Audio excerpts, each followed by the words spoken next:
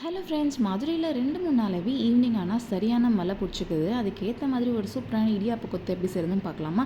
எப்போவுமே இடியாப்பம் மாவு பிசையும் போது லைட்டாக சுடு தண்ணி ஊற்றி பிசைஞ்சோம் அப்படின்னா இடியாப்பம் நல்லா பொழு பொழுன்னு சாஃப்டாக வரும். அதுக்கப்புறமா நல்லா வேக வச்சு இந்த மாதிரி பிச்சை எடுத்து வச்சுக்கலாம். இது நல்லா ஆறட்டும்.